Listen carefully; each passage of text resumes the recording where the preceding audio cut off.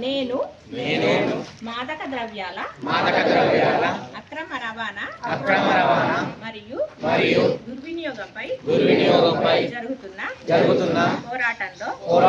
క్రియాశీల భాగస్వామిని అవుతానని వీటి వాడకం వలన కలిగే దుష్పరిణామాల గురించి సంపూర్ణ అవగాహన కలిగి ఉండి నాతో పాటు